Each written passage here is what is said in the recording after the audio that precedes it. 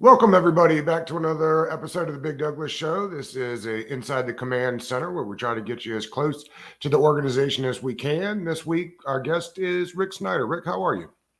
Doing great. Waiting for the big games. There are some big games left on the slate. We'll talk about them a little bit towards the end of the show. But the way we do this on Fridays, we'll just run through the organization. I'll pelt you with questions, and we'll see what we find out. Let's start right up at the very top. I think there are people that are concerned that if ever there was a man to pull the rug out beneath everybody, it'd be Dan Snyder. As we sit here, do you believe that Dan Snyder will sell the franchise? Oh yeah, I don't. I think the NFL will pull the rug out from under him if he tried to do that. I mean, I know people are skeptical, and to the point of where you hear about that Buffalo player who was hurt. People say he really died. And this is a fake. I mean, good Lord, people, what are you doing? So Dan Snyder, I always said it wouldn't be a quick sale because he's got several suitors. So he's going to bounce them off each other for as much as he can. I'm trying to sell a house. Trust me, I know the plan, but, he's got several people. It's going to take a little time. Then take time to vet it. And I don't see March as the time when the NFL approves it. I don't think it'll be ready. So it could be, May, June, whatever. So this offseason, screwed. You're not getting new money from a new owner. It's not happening. This is a transition year, unfortunately. And then, we'll see. But it just takes time. Okay, let's get to the coaching staff next then. Ron Rivera back for what a lot of people are assuming will be a lame duck year. They also assume that means it'll be hard to bring in an offensive coordinator. Do you think they'll end up hiring outside of the building, or will they be left with Zampese? I thought this was a really interesting thing, how many people they have interviewed. Now, there's two ways of looking at it. One, due diligence. And when you let other people come in, they evaluate your offense with what they would do with it. So it's sort of like getting free consulting advice from a lot of people around the league. Okay, that's fine. The other thought is this is all smokescreen. They're just trying to play the game, numbers game, and then they'll go with Zampese. I don't know which way they're going to go. I know Ron seems a little more susceptible to what the crowd thinks than he would like to admit. And so Zampese would not be a popular pick. I knew his father, and I remember Norv Turner used to just rave about Ernie Zampese. Nobody's raving about his son. Yeah. He did a nice job, but I think he's going to go outside the organization. But which one he picks, which one wants it, I'm not sure yet. The Chris Harris off to the Titans, I believe. They've said that they will promote from in the house. Who do you like to kind of move into that role there as the secondary coach? Two different coaches they could go with that were assistants. Harris did a nice job with safeties. Both of those guys did really well. But the assistants did okay. I think it's just one of these things where you promote from within. Doesn't really matter. Okay. Let's get on to everybody's favorite position, the quarterback. I know they've been floating out, or other people have been floating out that they've been floating out, that Hal is the guy that starts. Easy to say that he's the only quarterback on the roster right now. They'll have to add somebody, I'm sure. Do you expect it to add another veteran, I'm assuming, in free agent? How much do you believe that Hal gets the first crack at it come springtime? I think they have to. He's also a fan favorite because we always love the next guy. Everybody loved Taylor till Hal played. Now they all want to love Hal. That's just what this team does. Taylor, I'm not sure if Taylor comes back. I think it depends on who's the offensive coordinator and whether that coordinator fits with him. So that's an iffy right now. It wouldn't cost a lot, so it'd be fine if they did that. And then you got to find a veteran somewhere, but you want a veteran who's not going to cost you, more than $10 million because you don't want to start shaving all those cap costs for a guy that may not play. So you got to find a cheaper. So it's not going to be anybody. Everybody goes, wow. My favorite one this week was people talking about the Cowboys would trade for Carson Wentz, and I thought, do it. What do you got? Right, please. What? I just thought that's crazy because they're cutting them. Why would Dallas want to pick up a $26 million contract? Nothing else. So, and people were, Brady might come or Rodgers might come, whatever. They're not coming.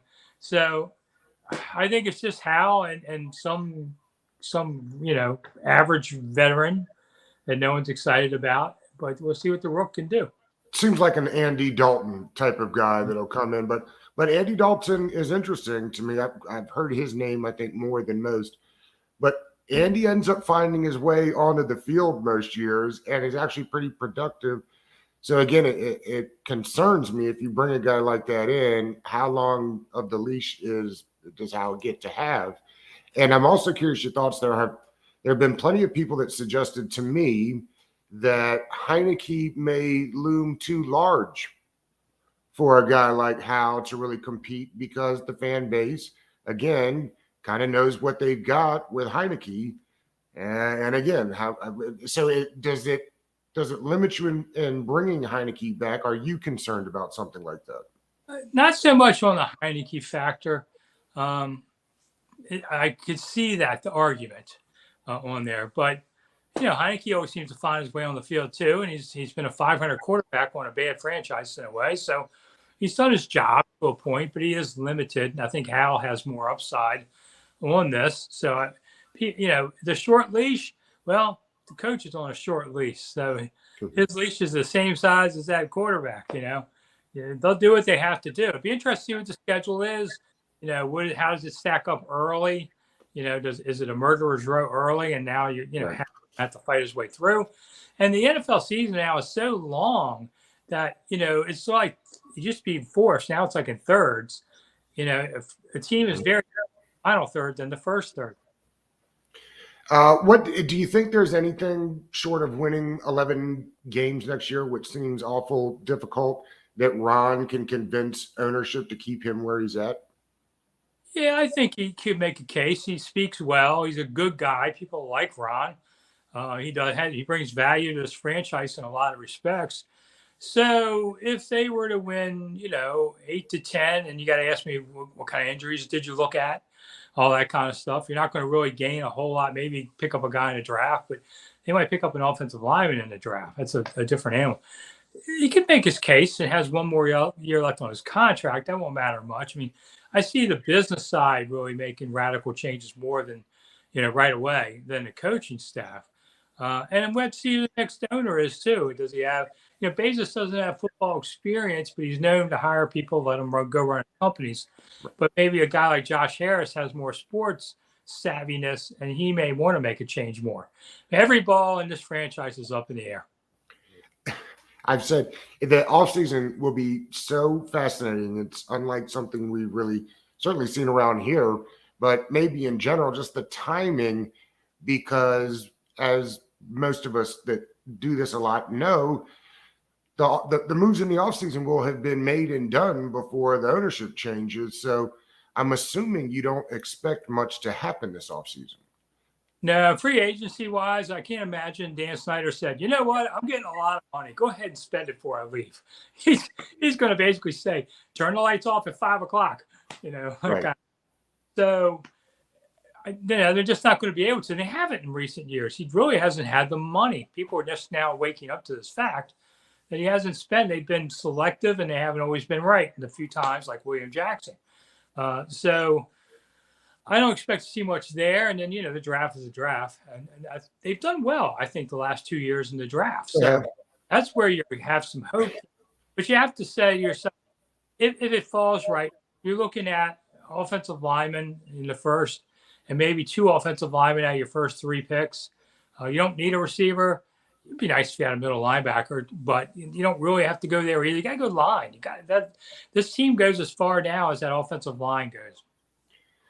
Fair to say that you think that was the biggest blunder on the season, was the way the offensive line was constructed, or it was more about the injuries that they suffered on the offensive line? They picked mediocre guys, and then they got hurt, and now you're really screwed. Yeah. Trey Turner didn't do anything. He was hurt a lot. Norwell was hurt, but, I thought Norwell in the end gave him a decent effort on there. Their centers, they lost 2 centers. That's a bummer. So Schweitzer had to play out of position. He didn't play well there. Cosme, I think, if you draft a tackle well, then I think you have Leno as one tackle, your new tackle the other, and Cosme kicks inside to guard. I think that I've said for a long time, I think that's where he belongs. And I think he'll be a better guard. And then you got to find yourself a center. I mean, they could fix this, but you got to concentrate to do it. You can't just kind of give it a passive effort. It with the offensive line play was not nearly good enough, and I'm with you. They'll have to spend significant resources, even if it's not financially this offseason, certainly through the draft. Are you surprised they didn't use Cosme at guard more often this year once they kind of realized that maybe he wasn't the answer at tackle? Because that weird rotating of the tackles between him and Cornelius Lucas was odd, and it didn't seem to help either one of them. Coaches egos, and they don't like to look wrong. That's right. And that's what was going on there. Because, I've seen it before. Sheriff, first couple of practices I saw Sheriff, I said, it's not a tackle, he's a guard. And they're like, no, he's a tackle. And then they scrimmaged against Houston and he got so embarrassed. They go, he's a guard. And there's nothing wrong with that. You need a good guard. Yeah, but you don't need a good guard with the top 5 pick. Right. But it was very apparent the way that Sheriff be a good guard. I think it's that way with Cosme. I don't think he has the outside range, but he'll be better inside where he can fight better. And I think he's better in the box like that. And that's fine. There's nothing wrong with you need good players. And you have to be smart enough to say, okay, this isn't working. Let's go to plan B. That's the problem with the NFL and coaches. You have to be flexible and put your ego aside and deal with what you have in front of you. And too many times they don't want to do it. That's why you started Carson Wentz at the end. Yep, no doubt about that. Who do you think, it's an interesting dilemma they have at center now. They gave Royer the money, and when they gave it to him, he deserved it. He was playing really well. 2 years in a row, he's been hurt, but the backup's been hurt also. Do they have to start all over at center? What in your mind is the plan for center next year? Who's the day one starter at center? I'm sure they'll look at Royer again and just say, how are you? Because they put money out there. But if it were my choice, I would try and find me a center probably in the second round. There doesn't seem to be somebody in the first. Because if there was a good first-round center, which happens every few years, take him. There's nothing wrong with having a guy like that. He's the rock of your line. Yeah. And, with 2 straight years of injuries, serious injuries, you can't expect anything from Royer to come back. Maybe he does, but I would have a plan B. I would draft a center up high. It's hard to find him in free agency. Could start many. But I would that would be one of my picks right there. Tackle and then a center. Better chance that Logan Thomas is on the team or released for cap savings. It's an interesting thing with Logan. He looked like maybe he had lost a step this year. Maybe he just wasn't fully healthy. But they've got a young tight end room that I think they're really high on. I would be surprised if Logan is back. Would you be? I agree with you there. I mean, Logan played great, got paid, been hurt for 2 years. Yep. And when he's healthy, he's a pretty decent player. But he hadn't been healthy. He wasn't healthy all year. And they do have a lot of good tight ends. That was the biggest surprise this year. I thought, ooh, man, this tight end room is loaded. And then they all got hurt. They did. And all of them, And so I think that you make a cap bite there and you let Logan go and you promote guys. I'm like Cole Turner, I thought could be a really good player. Got hurt. So you couldn't really see what he had to do. But I think that's where you save your money. Armani Rogers was another one of those guys I thought looked really good before he went down. And the kid from Arizona State, Hodges, is that? I think that's Logan Paulson said he's his favorite of the young guys in that room. So it'll be interesting. I think Logan was a fan favorite, but I have a feeling we won't see him again next year. Rick, the big talk of the fan base is what to do with Daron Payne. To have maximized their trade value, it probably would have been last offseason. What do you do with him now? It feels like he's headed for at least the franchise tag at about $18 million. Well, you probably tag him right away, so it gives you options for later. You can always take the tag off. And I know that they would like to re-sign him. I also know he's going for top dollar, so he may just say, well, tag me. And that's fine. They could use him. You don't want to give away your first-round pick like that. Could they tag and trade? there's a possibility, but it doesn't happen very often. So I just don't think he's going to be here this fall. But by doing the things like Wentz going and all, they do have the room under the cap space. But the other part is he's going to want a big bonus, and this team doesn't have the cash, and they're probably going to say, "We'll give you the bonus over 3-4 years." Nah, that kind of thing. The Nationals got burned trying to do that too. It didn't work. Players left, so I don't see Payne staying in the end. It's an interesting thing that you bring up there, and I don't think we think about it enough, is that when we talk about owners and their money and how it differentiates, Snyder is not one of these guys that has got a ton of liquidity ready to put up money right now. And these bonuses, to your point, are due up front. Another thing I hadn't really thought about with this offseason and Payne was giving him the cash up front. And it's so contrary to his earliest days when he spent money like a sailor on shore leave. I mean, I got Dion, got Bruce Smith. He did all that. For a few years, he did that. And when Bruce came in, Bruce Allen, he pretty much said, "Oh, we're not throwing this money away anymore." And it really went to a very conservative deal. And I know Snyder over the years has had cash flow problems because he spends a lot, and then the bankers catch up to him. And I think that's what we're looking at here, too. This isn't just about scandal with the front office. This is also about money and who can do what. And they don't have the cash for things like a new stadium. And he doesn't have any political capital to get a new stadium. So that's why he's really getting frozen out here. The NFL wants a new stadium here. They want the money. They share in that kind of money on there. So Snyder's money woes are really the reason this is all happening. And to your point, maybe the biggest problem, which was getting that stadium, I would imagine once a new owner is in place, you'll see the states back to bidding over who can get the rights to. Because listen, anybody that tells you that they don't want an NFL franchise in their city is lying. Now, they may not want to foot the bill for the stadium, but that doesn't mean they don't want to do business with the NFL. They just didn't want to do business with Snyder, right? Yeah. Well, one of the rules of doing business with the NFL is nobody makes money but the NFL. Okay. I'm telling you, that's like rule number one. But that said, people want to do it. Now, Maryland had an offer on the table to develop the area around it, but nothing for the stadium. And now we've changed governors here. So I'm not sure what the new governor feels on this matter. He just came in this week. Virginia suddenly said, next year's budget, we're going to put all this money in for a feasibility study. Well, wait a minute. You guys already offered $1 billion until somebody woke up. Where was your feasibility study then? Now, to me, it's sort of a political stunt to try that.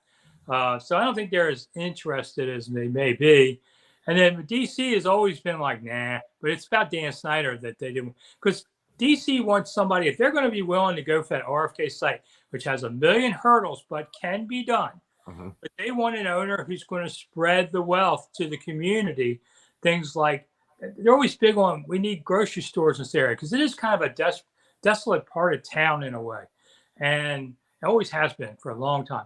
Well, Jeff Bezos can put in a Whole Foods tomorrow. I mean, that's what they want. Dan Snyder was like, all this money is going to be mine. And they're like, no, it's not. Well, Bezos can make that happen where everyone can be happy. And that's why I think he could unlock the keys to the kingdom. Now, you got to get through feds. You got to do things like a land swap, I think, which maybe Jeff Bezos buys a mountain out west and swaps it. That's for a parkland. That's very common. DC then gets it. DC gives them a big lease, but they give DC things back too. And you want to have a big facility that might do 100 dates a year because then that's jobs in the community, regular jobs, among other things. So I still think that RFK is very possible. They could put 2 metro stations there. They have one everyone used. There's a second one nearby by one of the old parking lots that can be used because this isn't going to be all those tailgates. That's, I'm sure not lot 8 down by the river will stay, but a lot of that land will be given up for community uses. And that's okay. This isn't about tailgating. This is about, trying to get people in there and have a regional hub. And, sorry, you can't cook steaks everywhere 8 times a year, but I think it still worked down lot 8. So there's a lot that's going on, and that's part of the team price. You're looking at a team price of, I don't know, 6-7 billion, but whoever buys it's got to think 3-4 billion for the next stadium. Right. And if it's in Maryland, as a Maryland resident, I'm not sure I want my government giving up huge money to a facility that I, as a citizen, cannot afford to go see, because the magic word is PSLs. Okay, I have a bill. And 20 teams have PSLs, and no doubt this team will have them. And so suddenly you're paying thousands of dollars just to buy the tickets, kind of like Ticketmaster on steroids. Right. And so, that's another thing. People are going to miss FedEx and the cheap tickets. It's going to cost you a whole lot more to go to this new stadium. You want to live in the Palace, you got to pay the price for it. So there's so much money that's going on. Wait till fans find out they got to pay all this extra money, and then they're going to miss FedEx Field. What is the PSL there that you're talking about? I don't know that I'm familiar with it. All right, so personal seat license is what it's called. Okay. And it's sort of like, just like Ticketmaster charges you like all this money for shipping and handling, and you're going, you emailed me the ticket. What kind of money you got? Well, it's just a way of screwing you and taking extra money. And that's what a PSL would be, is you have to pay X amount of dollars for the right to buy tickets for those seats, and they charge per seat. So some places the PSL is as small as $500. So if you have 2 seats, you're paying $1,000 and whatever the tickets cost. But there are places that are $100,000. San Francisco has PSLs. The better the seat, the higher the PSL. Sure. And they're charged up to $100,000 for a PSL. That's just on top. The ticket prices are nothing to that. So this, what's it going to be for Maryland? I'm sure it's going to be at least a few $1,000s if you put that stadium here per ticket. So if you get 2 tickets, you're probably paying somewhere $5-10,000 and the ticket price, and $20 for a bottle of water or whatever. Right. See, we're missing FedEx. That old home. At least you got to keep your money. And let's hope they win. They've got to win in the next few years for you to be willing to take that kind of bite. Because if they suck, you're not paying $5-10,000 PSLs to go see this stuff. They've got to win the next few years. That's a real unseen thing that's going on. You got to have a better team, or you're not going to be able to build that stadium. Assuming that they get to winning and a new owner is in, where in your mind does the market rank compared to some of the other markets? I mean, you hear all the time about the NFL understanding the DC market and wanting it to be back to where it's supposed to be. When healthy, where is this franchise in the market compared to the other, historic organizations? Well, Washington is the 7th largest metropolitan area in the country. So, top 10 TV market. So that's one reason it's the nation's capital. It's in the NFC East, which is the real high profile teams in the league, really. The Giants, Eagles, Dallas, Washington are 4 of the most high profile cities in the NFL. I mean, there's better teams, but there aren't necessarily bigger cities. So they're playing in that. And Washington's always done well for that. Plus, it's a scene of, the power in this country and all. They used to show the Capitol Dome behind RFK Stadium, all that. So, and you can see it from FedEx. You just got to go way up to the very top to do it. But you can see all the way across Washington, if anybody knows that, from the top of FedEx Field, man, you get up there, it's like the clouds. You can see Tyson's Corner, which is, 20 miles away. Really? On there. Yeah, it's way up there. So, that's why the NFL wants this, because it has a lot of prestige to it. This isn't Sheboygan or somewhere. What one last one for the roster, and then I'd like to talk about the games on Sunday. In your mind, bigger concern for the defense is the cornerbacks or the linebackers? Well, probably linebacker, because you really need another guy. I mean, Cole Holcomb is an unrestricted free agent. If Ron's here, I think he'll resign, and they'll want him. And Jamin Davis played better, but you still need another linebacker. Corners, it seemed, Benjamin St-Juste played well when he played, but he has been hurt both seasons for a significant time. And that's a concern there too. So if they could get one more corner, I think they go for that over a linebacker. I think so too. I just, the defense they run, it has become obvious to that they're way less concerned about the position than certainly the fan base is. Rick, let's talk a little bit about the games on Sunday. 5 straight AFC Championship games for Patrick Mahomes, but they have lost the last couple. How do you like this game? Bengals are set up pretty well, even if Patrick Mahomes was healthy to be in this game. How do you like the games looking on Sunday? This one. I was just picking this myself. Let's see. I wrote something down. I like Cincinnati. I mean, I do like Cincinnati straight up. Now that Mahomes is hurt, you can talk about I'm going to strap it up. Man, if he plays, that's quite a feat because a high ankle sprain is basically a broken bone. Right.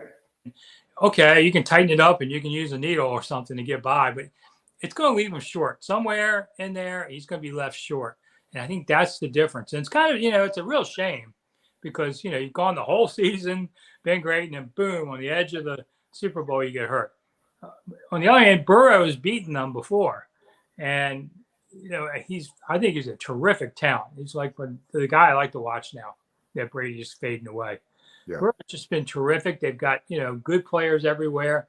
So I think Cincinnati can win this game up straight up. It might be a little lower scoring than normal. Kansas City's stadium, when we talk about home edge, man, that place is insanely loud. I mean, I don't know what it is, but it is insanely loud. Maybe the loudest in the league. I don't know. I think they're both close games, but I think Cincinnati will win this one. It is supposed to be Midwest weather out there on Sunday. Extremely cold. I think during the daytime I think that's all 23 degrees. So I can only assume what it'll be towards the evening. Do you think the weather gives a bonus or a benefit to one team over the other? Yeah, I mean, Cincinnati won in the snow last week at Buffalo. So, and Kansas City, I'm sure, is used to it. Both of them like passing games more than running games. And so, I mean, their strengths are so similar. I don't think the weather makes a difference. You think it'll be a high-scoring game or a grounded-out type of game? I think if Andy was smart, he'd try to run the ball more than pass it in this game, particularly if Mahomes isn't. It's funny about that high ankle sprain. That's like a 3-week injury. So if that really is what it is and he's able to go, just incredible. But do you think it'll be a low-scoring game or we'll see some of the high-scoring stuff that we've been accustomed to from these two teams? Well, I've got it 28-21. And the over-under is 48, so I say go barely. It's amazing how they do these numbers. I just think it will do a little more running. We'll just have to see how Mahomes does and who gets ahead first. Those kind of things can really make a difference. But I think it'll be a lower scoring than if Mahomes was healthy. Maybe this game is both in the 30s.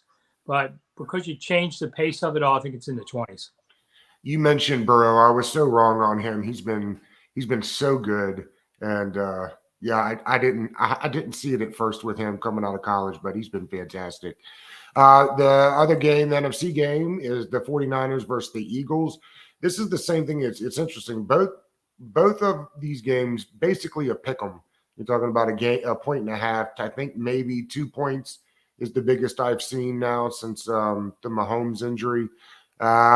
It's a 2-game. The 49ers defense does not give up a lot of rushing yards. I think close to 77 is it. And then the Eagles give up a ton.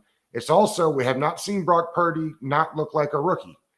Does this the game where that finally happens? The Eagles defense gets after the quarterback and takes the ball away. Who do you like in this one? Like the Eagles, 23-17. A lot of the same reasons you're talking about. I mean, San Francisco has won 12 straight. Whew. Yep. And Purdy's won 7 his first 7 games. So San Francisco's defense is really good. Jalen Hurts looks like he's healthy. They ran over New York like nothing. So I think he's okay. So I just think Purdy in the end might be a little short in this game. I hate to say that because he hasn't looked short in anything else he's done. I mean, you keep doubting the kid and he keeps winning games on this. But somebody's got to win. And I think Philadelphia might just have a little bit of an edge on them. Rick, how do you come up with the ideas for your 2-minute segments? These are some of my favorite things on the internet right now. Tell the folks at home how you come up with them. Oh, I just look out the window and hope something happens. I mean, because I do 2 or 3 a day, and it's like 1,000 a year. Yeah. So a lot of it I try and work off of what's going on there. But occasionally I just do something different. Like the other day, I decided to make a pineapple upside down cake just for the heck of it, and it's really not hard. But in the end, I filmed it. I said, okay, I'm going to flip this over, see how we did.